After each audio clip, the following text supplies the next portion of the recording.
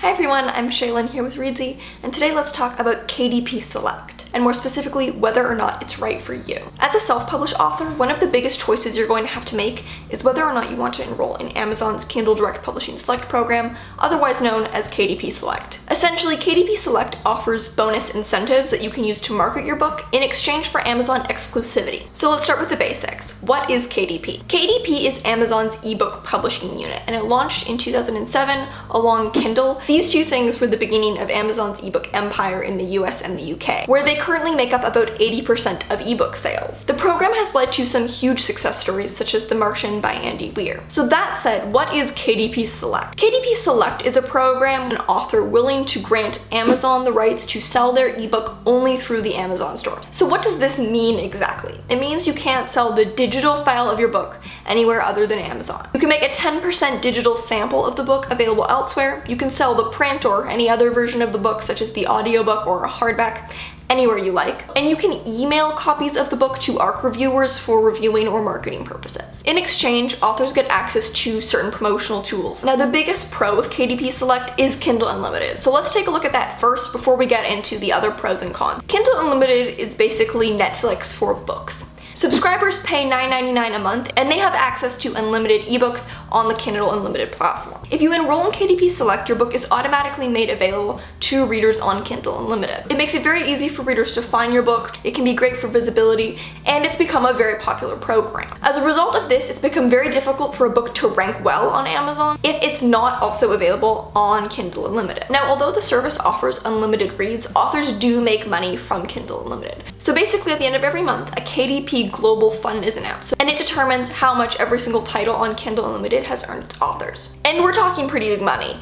In January of this year, the Global Fund was $24.7 million. Amazon then determines how the money is going to be split between publishers and authors with a per page read royalty. So if someone picks up the ebook copy of your book on Kindle Unlimited, reads the whole thing, you'll make a higher royalty than if they only read 50 pages. Now, Kindle is the main promotional tool that you have access to, but there are some others. Number 1, Kindle Countdown Deals. This is where for 1 week every 90 days, authors have the ability to discount their book by putting it on a countdown deal. However, here authors are able to continue earning the 70% royalty on their book even if the price drops below $2.99, when normally authors would only earn a 35% royalty once the book drops below this price. Next up is Kindle Free Promotions. This is when for 5 days every 90 days, an author can set their book to free, which can give you a huge boost in visibility. There's also Kindle Owners Lending Library. This is a program open to Kindle owners who also have an Amazon Prime subscription. Each month they can choose to borrow one book for free, and like with Kindle Unlimited, authors earn a per page read royalty. And finally, there's increased royalties in select countries. As a KDP Select author, you can continue to earn 70% royalties on books below $2.99 for sales in Brazil, Japan, Mexico, and India, when other authors would only be eligible to earn a 35% royalty here. So those are the perks, but what about the cons? The main reason not to enroll in KDP Select is so that you can go wide. That is, you'd be able to list your ebook on as many online retailers, distributors, and libraries as you like, including on your personal author website. Apple Books, Kobo, Barnes & Noble, and Google Play are the main competitors to Amazon, but there are hundreds of ebook retailers out there. Now, other distributors do only make up 20% total of ebook sales in the US and UK, so is it worth going wide? Here are some reasons you might want to, and why going wide might be the better option for you than going with KDP Select. Number 1, you have access to a larger portion of the international ebook market.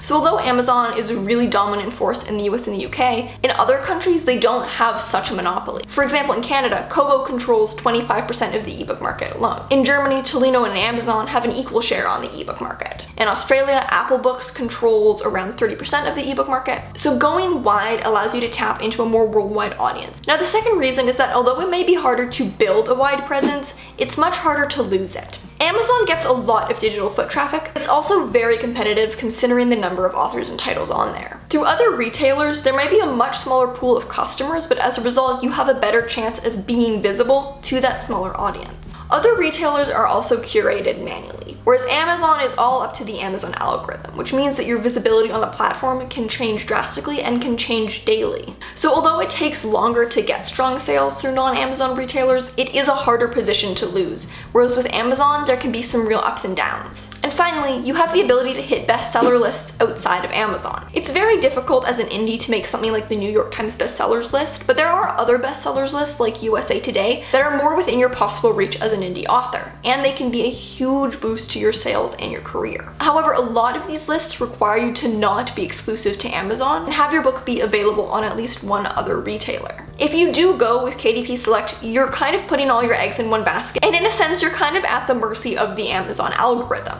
If it changes one day, as these algorithms tend to do, your book can stop ranking and you can lose a large percent of your income in sales. So those are some pros and cons. How do you make the call depending on what's right for you? Going with KDP Select will be right for some authors and going wide will be right for others. Ultimately, it really depends on your marketing plan, your genre, and how willing you are to trust Amazon 100%. The terms do only last 90 days, so it doesn't have to be a permanent commitment. If you try it out and realize it's not for you, you don't have to renew for the next session. However, jumping in and out of the program isn't really wise. Going wide is a long game and will require you to really commit to that strategy. So if you jump in and out of KDP and going wide, you're going to end up not really doing well at either of those strategies. So although it seems like it might be an idea to kind of jump between the two in order to maximize on both strategies, what it really means is that you won't be really doing either strategy that well. So here are some questions to ask yourself if you think KDP Select might be right for you. Are you planning on selling only through the Kindle store? Does your digital market consist primarily of readers in the US and the UK? Does your marketing strategy consist more of big promotions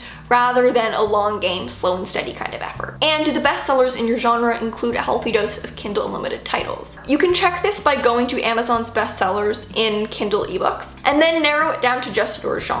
Go through the top 20 to 100 titles and see how many are listed on Kindle Unlimited. If it's a lot, Kindle Unlimited might be a more prevalent factor in your genre.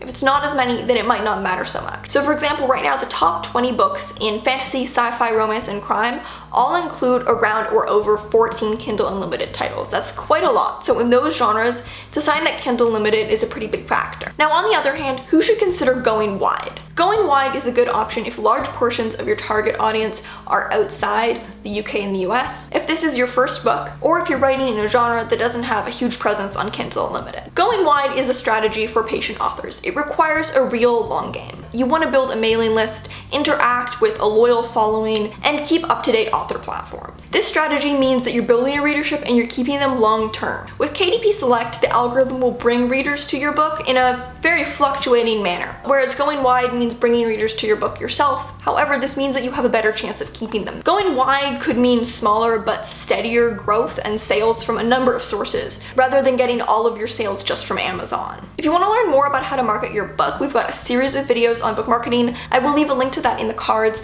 as well as a bunch of resources on marketing your book that I will leave links to in the description. If you've used KDP Select yourself, leave a comment below talking about what your experience was. Would you recommend it to other authors? Did you find it benefited you and your book's sales? Was it not for you? I would love to hear what your experience was. Thank you so much for watching, and remember to subscribe for new writing, editing, and publishing videos every Tuesday and Friday. Until next time.